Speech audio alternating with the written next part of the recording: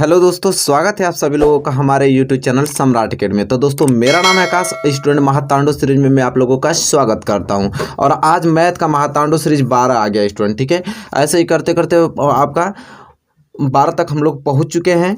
अगर आपने क्लास पहले से लेकर क्लास 11 तक वीडियो नहीं देखे हैं स्टूडेंट, तो डिस्क्रिप्शन में लिंक मिलेगा, वहां से एक एक वीडियोस देख लीजिए, क्योंकि बहुत ही ज़्यादा मैथ के मोस्ट इंपॉर्टेंट क्वेश्चन बता चुका हूं और आज की वीडियो में बहुत ही ज़्यादा मोस्ट इंपॉर्टेंट बताने वाला हूं।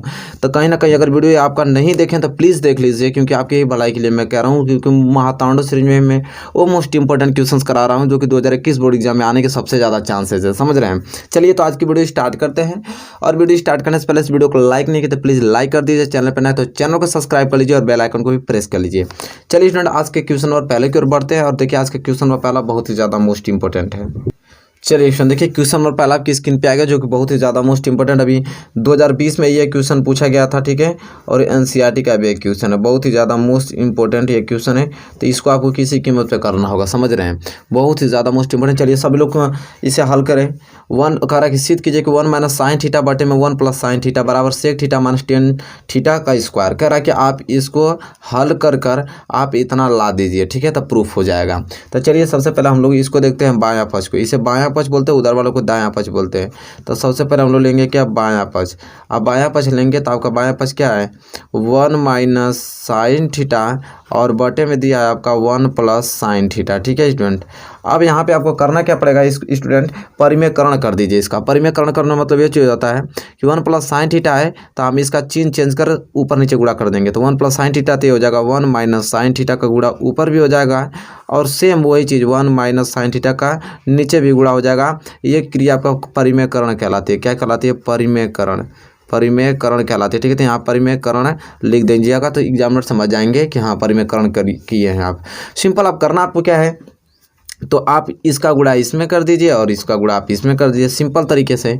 तो 1 - sin थीटा 1 - sin थीटा यह मिलके क्या हो जाएगा, 1 - sin थीटा के क्या हो जाएगा स्टूडेंट, होल स्क्वायर हो जाएगा। ठीक है, सिंपल आप जानते हैं। और 1 + sin थीटा और 1 - sin थीटा, तो ये फार्मूला बन गया ना कि a + b और a - b। एक क्वेश्चन में अगर a + b और एक क्वेश्चन में a - b है तो ये हो जाता है a² - b² हो जाता है। तो यह क्या हो जाएगा, तो ये हो जाएगा a का स्क्वायर माइनस sin थीटा का स्क्वायर। ये तो हो जाएगा ना स्टूडेंट। तो ये हो गया, अब इसका स्क्वायर हो गया। तो यहाँ पर आप सिंपल अब एक चीज़ देख रहे हैं, तो ये हो जाएगा क्या, ऊपर वाला 1 - sin थीटा का होल स्क्वायर है और नीचे आपका a² - sin² थीटा, यहाँ पे स्क्वायर रहेगा sin² थीटा। अब सिंपल आपको करना है, इसे हल करना है। तो देखिए मैं आपको सिंपल तरीका बताता हूँ। एक फार्मूला जानते हैं आप लोग, sin theta plus cos² theta. sin² theta plus cos² theta बराबर क्या होता है स्टूडेंट, 1 होता है। सिंपल तरीका, अगर मैं यहाँ से cos² थीटा का वैल्यू निकाल दूँ तो cos² थीटा बराबर क्या हो जाएगा, 1, और प्लस sin² थीटा उधर जाएगा तो हो जाएगा -sin² थीटा। तो एक चीज़ आप देख पा रहे हैं, इसे तब सॉल्यूशन करेंगे तो क्या हो जाएगा, ऊपर तो आपका 1 - sin थीटा का होल स्क्वायर ऐसे ही रहेगा, और नीचे a का स्क्वायर करेंगे तो 1 आ जाएगा, और sin² थीटा तो ऐसे ही रहेगा sin² थीटा। तो एक चीज़ आप देख रहे हैं, यही चीज़ तो यहाँ पे भी है, यही चीज़ तो है। तो क्या इस चीज़ को मैं cos² थीटा नहीं लिख सकता हूँ, आराम से लिख सकता हूँ। तो देखिए स्टूडेंट, आपको क्या कर देना है यहाँ पे सिंपल, कि आपको ऊपर तो ऐसे ही रहेगा 1 - sin थीटा का क्या हो जाएगा होल स्क्वायर, और यह क्या हो जाएगा 1 - sin² थीटा के क्या लिख देंगे, cos² थीटा। तो हो जाएगा cos² थीटा। अब सिंपल देखिए करना हमको ये चीज़ है कि ऊपर आपके क्या है 1 - sin थीटा और इसे cos² थीटा, तो इसे cos थीटा लिख दीजिए और इस सबके होल स्क्वायर कर दीजिए, क्योंकि इसका भी स्क्वायर और इसका भी स्क्वायर है तो एक ही साथ लिख सकते हैं हम इसको। ठीक है, तो मैंने एक साथ ही लिख दिया इसको स्क्वायर। अब सिंपल आपको करना क्या, इसको अलग अलग लिख दीजिए। अलग अलग लिखें तो कैसे हो जाएगा, ये हो जाएगा आपका 1/cos थीटा और माइनस ये क्या हो जाएगा sin थीटा बटे cos थीटा, और इसका क्या हो जाएगा साथ में होल स्क्वायर हो जाएगा। और सिंपल आप देख पा रहे हैं एक चीज़ कि 1/cos थीटा फार्मूला होता है कि 1/cos थीटा क्या होता है, sec थीटा के क्या होता है बराबर होता है 1/cos थीटा sec थीटा लिख सकते हैं। तो 1/cos थीटा गया तो मैं इसको sec थीटा लिख सकता हूँ, आराम से लिख दिया माइनस। और ये तो फार्मूला आप लोग जानते ही हैं कि sin थीटा बटे cos थीटा क्या होता है, tan थीटा के बराबर होता है। तो sin थीटा अपन cos थीटा किसके बराबर हो जाएगा, tan थीटा के बराबर, ये इसका क्या हो जाएगा होल स्क्वायर। तो यही तो हमको सिद्ध करना था स्टूडेंट, यही तो हमको सिद्ध करना था। चलिए दिखा दूँ, ये तो कह रहा था कि इसको सिद्ध करके sec थीटा - tan² थीटा लाइए, हमने देखिए सिद्ध करके इसको ला दिया यहाँ पे। ठीक है, तो देख पा रहे हैं यहाँ पे हेंस प्रूफ्ड हो गया। क्या हो गया, हैंस प्रूव्ड हो गया है क्वेश्चन। ठीक है, यहाँ हमने आसानी तरीके से इसको लगा दिया, क्वेश्चन आपका सोल्यूशन हो गया। यहाँ मैंने LHS बराबर RHS सिद्ध कर दिया। तो ये क्वेश्चन बहुत ही ज़्यादा मोस्ट इंपॉर्टेंट है, ऐसे क्वेश्चन देखने को मिलेंगे 2021 बोर्ड एग्जाम में। चलिए क्वेश्चन और पहला क्लियर हो गया, तो क्वेश्चन और दूसरे की ओर बढ़ चलते हैं। चलिए स्टूडेंट देखिए, इस क्वेश्चन को कीजिए, मैं इसमें ऑप्शन भी दिया वो एक क्वेश्चन आपसे ही करवाने वाला हूँ मैं। ठीक है, NCERT का क्वेश्चन है। इस क्वेश्चन का आंसर सभी लोग आपको बताइए कमेंट में, अभी से चालू कर दीजिए लगाना।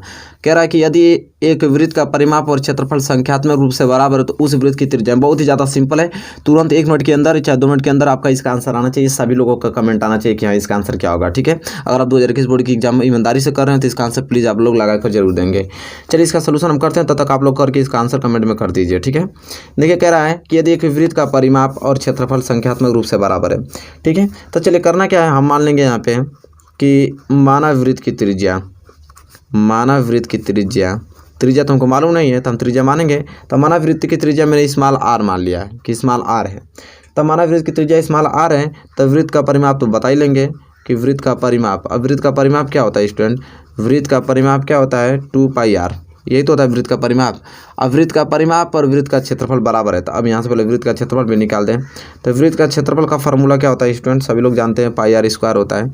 तो कह रहा है सिंपल कि वृत्त का जो परिमाप और क्षेत्रफल दोनों बराबर है, मतलब कि 2πr जो है वो πr² के क्या है बराबर है। तो सिंपल वृत्त की त्रिज्या पूछा है, तो पाई से पाई कैंसिल और यहाँ से एक r कैंसिल, तो इधर बच गया r और इधर बच गया 2।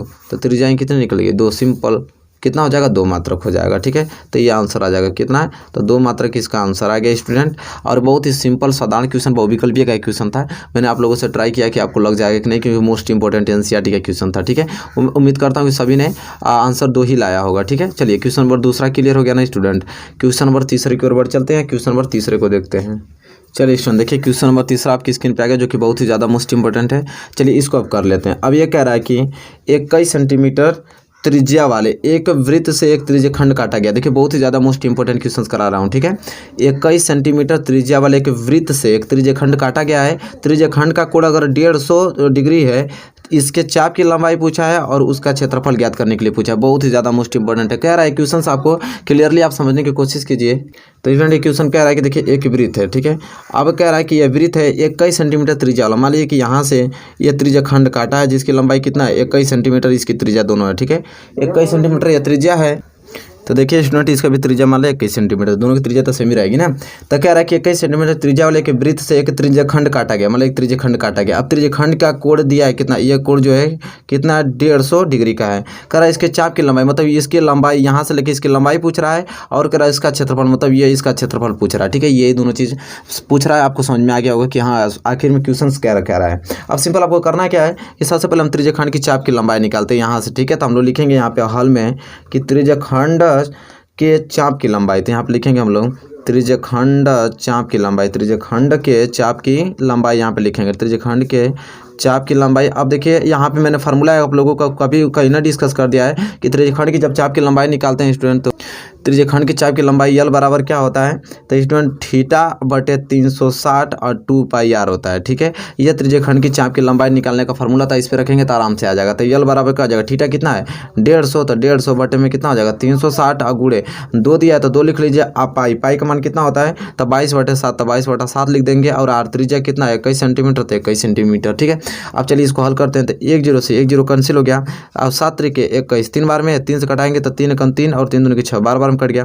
3 से कटाएंगे तो 3 चौको 12 और 3 5 15 आ गया। ठीक है, यहाँ से अब कटाते हैं तो इसे कटाएंगे तो 2 2 4, 2 बार में कट गया। इसे कटाएंगे तो 11 बार में। अब L बराबर क्या बचेगा 5 बच गया और गुणे यहाँ पे 11 बच गया, तो L बराबर 11 5 55। ठीक है, तो स्टूडेंट 55 सेंटीमीटर यहाँ इसकी क्या आ गया लंबाई आ गया। ठीक है, तो हमसे क्या पूछा था कि त्रिज्या खंड चाप की लंबाई, तो त्रिज्या खंड चाप की लंबाई कितना आ गया 15 सेंटीमीटर आ गया स्टूडेंट। ठीक है, अब आपको करना क्या, अब हमसे ये पूछा है कि उसका क्षेत्रफल भी ज्ञात कीजिए। अब तो या तो यहाँ तक लंबाई ज्ञात की है ना कि यहाँ से कितना सेंटीमीटर है 55 सेंटीमीटर इसके त्रिज्या खंड चाप की लंबाई है। अब हमको इसका क्षेत्रफल ज्ञात करना, चलिए उसको भी ज्ञात कर लेते हैं।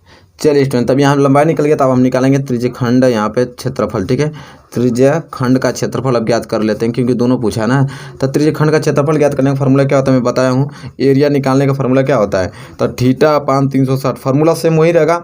तो देखो वहाँ पे लंबाई, तो लंबाई परिधि से डिनोट करता है तो 2πr लिख देते हैं। यहाँ पे क्षेत्रफल का रहता है πr² कर देंगे, बात खत्म। ठीक है, अब यह फार्मूला होता है किसी भी त्रिज्य खंड का क्षेत्रफल निकालने का। तो अब देखिए यहाँ पे थीटा दिया है कितना 150 बटे में 360, अब पाई का मान 22/7 और त्रिज्या 21 है तो 21 × 21 लिख देंगे। चलिए इसे हल करते हैं। तो 1 0 से 1 0 कट गया, 7 3 के 21, 3 बार में 3 से कटाएंगे तो 3 एकम 3 और 3 दूनी के 6, बार में कट गया।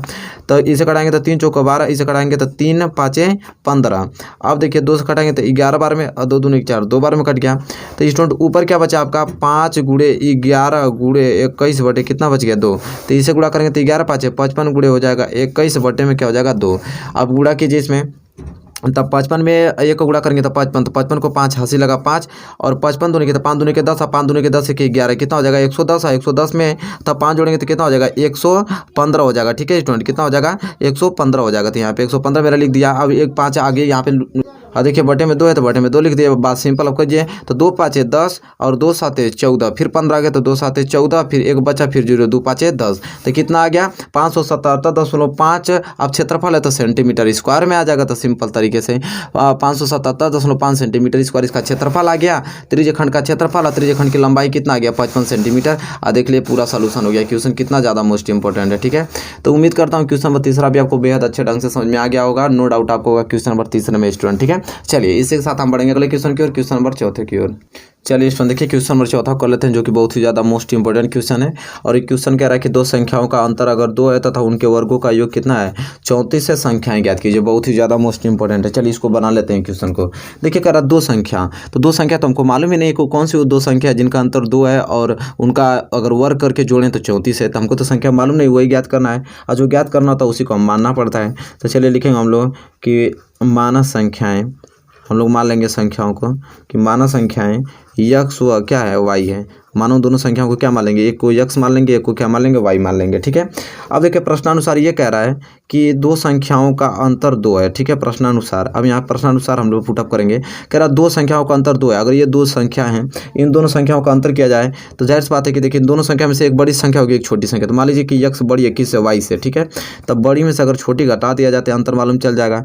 तो 2 संख्याओं का अंतर 2 है। तो देखिए 2 संख्याओं का अंतर 2 है, इसे समीकरण 1 मान लेते हैं। ठीक है, फिर कह रहा था उनके वर्गों का योग। वर्गों का योग मतलब कि यक्स का स्क्वायर कर दूंगा, इधर वाई का स्क्वायर कर दूंगा, फिर इसको जोड़ूँ तो ये कितना आ जाएगा 34 आ जाएगा। ये कह रहा है, तो ये इसका समीकरण दूसरा हो जाएगा। ठीक है स्टूडेंट, अब सिंपल आपको करना क्या है यहाँ पे कि समीकरण 1 से किसी न किसी की वैल्यू निकाल दीजिए। किससे, समीकरण 1 से। अब समीकरण 1 से निकाल रहे हैं तो समीकरण क्या है कि x - y बराबर 2 दिया है स्टूडेंट। तो देखिए सिंपल आपको करना क्या है कि x + 2 इधर आएगा तो -2 और बराबर -y उधर जाएगा तो +y हो जाएगा। मतलब यहाँ से हमको मालूम चल गया कि y बराबर क्या निकल गया आपका x - 2 निकल गया। तो इसे अब समीकरण क्या मान लिया जाए, इसे समीकरण हम 3 मान लेते हैं। ठीक है स्टूडेंट, क्या मान लेते हैं समीकरण 3 मान लेते हैं। अब सिंपल आपको करना ये चीज़ है कि y का मान इस समीकरण दूसरे में पुटअप कर दीजिए। तो हम लिखेंगे कि y का मान किस में, समीकरण दूसरा में रखने पर, y का मान समीकरण किस में, दूसरे में रखने पर। अब चलिए सिंपल तरीके से अब रख देते हैं। अब दूसरे में रखने पे है तो दूसरा क्या समीकरण है कि x² + y² बराबर 34 दिया। ठीक है, तो जहाँ पे भी y होगा वहाँ ये रख देंगे तो x²। फिर अब y आ गया तो y की जगह क्या रखेंगे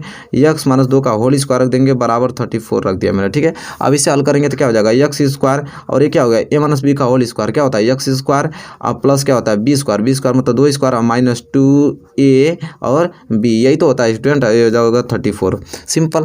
देखिए आपको तो इतना तेज समझ में आना ही चाहिए। ठीक है, इतना कैलकुलेशन नहीं जानेंगे तो क्या जानेंगे। अब देखिए हो जाएगा x² और प्लस ये क्या हो जाएगा x², 2 का स्क्वायर करेंगे तो 4 - 1 हो जाएगा 2 दूनी के 4x अब बराबर ये क्या हो जाएगा 34। ठीक है, अब सिंपल हम देख रहे हैं कि x² मिलकर क्या हो जाएगा 2x² और +4 - 4x बराबर 34। ठीक है, अब करना हमको ये चीज़ है कि x² अब +4 - 4x प्लस 34 को इधर लाएंगे तो -34 बराबर इधर बच गया आपका 0। अब सिंपल आपको करना है कि 2x² और -4x तो -4x। अब यह प्लस माइनस से तो घट जाएगा, तो घटेगा तो 34 में से 4 जाएगा तो कितना हो जाएगा -30 बच जाएगा बराबर 0 बच गया। अब सिंपल आपके सामने ये कंडीशन आ गया। अब आपको क्या करना है यहाँ पे कि 2 कॉमन पहले लेते हैं, छोटा बना लेते हैं। 2 कॉमन लेंगे तो 2 कॉमन लेंगे तो हो जाएगा x² - 2x - 2 15 दूनी के 30 15 बराबर 0। अब ये हो जाएगा x² माइनस 2x माइनस 15, ठीक है। यह 2 गुणा में उधर जाएगा तो भाग में आ जाएगा, तो 0 में तब 2 का भाग देंगे तो ये आपका 0 ही रहेगा, ठीक है। तो इधर आपका 0 आ गया। अब आपके सामने ये समीकरण बन गया student, x square minus 2x minus 15 बराबर 0। अब इसको सोल्यूशन कर लेते हैं। तो देखिए गुणा करने पे आपका 15x स्क्वायर आना चाहिए और घटाने पे कितना है 2x, तो 5 3 15। देखिए गुणा करने पे 15 आ जाएगा, 5 में से 3 घटाएंगे तो 2 भी आ जाएगा। तो चलिए लिख देते हैं, तो हो जाएगा एक्स स्क्वायर और माइनस 5x और प्लस 3x माइनस 15 बराबर 0। अब देखिए सिंपल करेंगे कि कॉमन ले लेते हैं, कॉमन इसमें लेंगे जोड़ा बना करते यहाँ एक्स कॉमन लेंगे तो x माइनस 5 आ जाएगा और प्लस यहाँ 3 कॉमन लेंगे तो x माइनस 3 5 15, ये भी आ जाएगा। तो इसमें भी x माइनस 5, इसमें भी x माइनस 5, तो कॉमन ले लेंगे तो क्या हो जाएगा x माइनस 5 एक कोष्टक में और एक कोष्टक में x प्लस 3 हो जाएगा बराबर 0 आ गया, ठीक है। अब सिंपल आपको करना क्या है, पेज हमें चेंज करना पड़ेगा। चलिए हम पेज ले लेते हैं, यहाँ भर गया है पेज, यह पेज लेके अब इसे सोल्यूशन करते हैं। अब यहाँ पे देखिए कंडीशन आ गया, x माइनस 5 बराबर 0 कर देंगे, एक थे x प्लस 3 बराबर क्या कर देंगे 0 कर देंगे इसको, ठीक है। तो ये हो जाएगा x बराबर 5 आ जाएगा, x बराबर माइनस 3 आएगा। तो माइनस नहीं लेते हैं हम लोग, x बराबर 5 लेंगे, धनात्मक संख्या लेंगे। अब x बराबर 5 आ गया है तो सिंपल आप क्या कीजिए, समीकरण 3 में इसका मान रख लीजिए। तो लिखेंगे x बराबर 5 का मान, x बराबर 5 का मान समीकरण किस में रखने पे 3 में रखने पे, 3 में रखने पे। अब समीकरण 3 क्या स्टूडेंट, चलिए तो समीकरण 3 था हमारा कि y बराबर x माइनस 2 था, यह था समीकरण तीसरा, यही था ये समीकरण तीसरा था। तो y बराबर क्या हो जाएगा, x का वैल्यू कितना है 5 माइनस 2, तो y बराबर कितना 5 में से 2 जाएगा तो 3, तो y बराबर 3 निकल गया और x बराबर 5। हम दोनों दो संख्या पूछा है कि वो कौन सी संख्या था, तो संख्या मैंने x और y माना था, तो x बराबर क्या आ गया 5 आ गया और y बराबर 3 आ गया। तो वो संख्या क्या है 5 और 3 है, जिनका अंतर 2 आना चाहिए। तो देखिए 5 में से 3 जाएगा तो 2 आ जाएगा और वर्गों का योग 34 होना चाहिए। तो 5 का वर्ग करेंगे तो 25, 3 का वर्ग करेंगे तो 9 और जोड़ेंगे तो देखिए 34 11, मतलब ये हमारा क्वेश्चन बिल्कुल सही है, ठीक है। तो इस प्रकार यह क्वेश्चन नंबर 4 आपको क्लियर समझ में आ गया होगा, इस तरह इसे हल किया जाता है स्टूडेंट। और उम्मीद करता हूँ क्वेश्चन नंबर 4 में कोई दिक्कत नहीं हुआ। देखिए छोटा क्वेश्चन से लेकिन कितना बड़ा था हल करने में। तो इसी प्रकार के क्वेश्चन 2021 बोर्ड एग्जाम में देखने को आपको मिलेंगे और आसानी से आप इन क्वेश्चनों को सोल्यूशन कर सकते हैं। चलिए क्वेश्चन नंबर 4 क्लियर होगा, तो क्वेश्चन नंबर 5 की ओर बढ़ चलते हैं स्टूडेंट। चलिए स्टूडेंट देखिए क्वेश्चन नंबर 5 क्या कह रहा है, जो कि बहुत ही ज़्यादा मोस्ट इंपोर्टेंट है। ये क्वेश्चन कह रहा है कि उस त्रिभुज का केंद्र ज्ञात करने के लिए पूछ रहा है, ठीक है। कह रहा है उस त्रिभुज का केंद्र ज्ञात कीजिए जिसके शीर्ष आपको 7,5 या 5,7 और -3,3 दिया, ठीक है। जैसे ये त्रिभुज है और इस त्रिभुज मान लेते हैं ए और ये क्या है बी और ये सी है, और इसका निर्देशांक मान ले 7 5 दे दिया है और इसका दे दिया 5 7 दे दिया है और इसका दे दिया -3 और 3। तो कह रहा उस त्रिभुज का केंद्र कीजिए, त्रिभुज का केंद्र ज्ञात करना है, ठीक है। इस त्रिभुज के केंद्र का निर्देशांक x y ज्ञात कीजिए, वो कौन सा होगा जिसके शीर्ष तीनों दे चुके हैं, ठीक है। तो देखिए बहुत ही सिंपल एक फार्मूला होता है, उससे आप आराम से इसको हल कर लेंगे, ठीक है। देखिए x और y की वैल्यू ज्ञात करना, तो x बराबर जब आपका तीनों शीर्ष दिया हो तो इसका फार्मूला होता है x बराबर x1 plus x2 plus x3 बटे में 3। इससे x का निर्देशांक निकल जाएगा। अब y बराबर simple y1 plus y2 plus y3 बटे 3, इससे y का निर्देशांक निकल जाएगा। सिंपल तरीका है। तो आप सिंपल करके आएंगे कि x बराबर x1 की वैल्यू कितना दिया है, x1 आपका 7 है और प्लस x2 कितना दिया है 5 है, ठीक है। और x3 कितना है यहाँ पे -3 है, तो यहाँ पे -3 और बटे में क्या हो जाएगा 3, ठीक है। इसे हल कीजिए तो क्या हो जाएगा x बराबर 7 प्लस 5 प्लस का गुणा माइनस में होगा तो हो जाएगा -3 और बटे में क्या हो जाएगा 7, अरे 3 सॉरी बटे में 3 है ना। अब इसे हल करेंगे तो देखिए x बराबर क्या हो जाएगा, ये दोनों जुड़ जाएगा तो 7 5 12 12 -3 बटे क्या हो जाएगा 3 हो जाएगा। तो सिंपल देखिए x बराबर 12 में से 3 गया तो कितना हो जाएगा 9 बटे 3, कटा दीजिए तो x बराबर 3 तो लिखे 9, तो x बराबर कितना आ गया 3 आ गया। इसी तरह y का निकाल दीजिए, तो y का निकालेंगे तो y बराबर क्या आ जाएगा y1 इसमें क्या देखिए 5 है, ठीक है। प्लस y2 कितना है इसमें 7 है, प्लस y3 कितना है यहाँ पे 3 है, बटे में क्या हो जाएगा 3। अब सिंपल इसे हल कीजिए तो y बराबर क्या हो जाएगा 7 5 12 और 12 3 15 15 बटे कितना हो जाएगा 3, इसे कटाएंगे तो 3 5 15 y बराबर 5। तो सिंपल देखिए x बराबर कितना आ गया 3 और y बराबर 5, तो x बराबर 3 और y बराबर 5, मतलब उसके केंद्र का निर्देशांक क्या हो जाएगा 3 कामा क्या हो जाएगा 5 हो जाएगा। सिंपल तरीके से क्वेश्चन सॉल्यूशन हो गया, ठीक है। तो देखिए बहुत ही सिंपल क्वेश्चन आते हैं, ऐसे क्वेश्चन आपको देखने को मिलेंगे, बहुत आसानी से आप क्वेश्चन को कर डालेंगे अगर प्रैक्टिस किए रहेंगे तो, ठीक है। चलिए इसमें बताइए इस क्वेश्चन में मैं इस वीडियो में मैंने total 5 question most important question discuss किया है। कैसा लगा है क्वेश्चन, अगर आपको क्वेश्चन सारे समझ में आएंगे होंगे स्टूडेंट तो प्लीज़ वीडियो को लाइक कीजिएगा और चैनल पर नया है तो चैनल को सब्सक्राइब कर लीजिए और बेल आइकन को प्रेस कर लीजिए, ठीक है। और जितना भी क्वेश्चंस, और यह आपका क्लास कितना था, आपका क्लास 12 था, ठीक है। और क्लास 1 से लेकर क्लास 11 तक वीडियो नहीं देखे तो डिस्क्रिप्शन में लिंक मिलेगा, उन सारे वीडियोस को आप देख के और अच्छे से नोट करके प्रैक्टिस करके जाइएगा, ताकि एग्जाम में आपका 70 में कम से कम 60 या 65 स्कोर हो पाए मैथ में और अच्छा स्कोर कर पाएँ आप, ठीक है स्टूडेंट। चलिए तब तक के लिए दोस्तों धन्यवाद, मिलेंगे आपसे नेक्स्ट वीडियो में।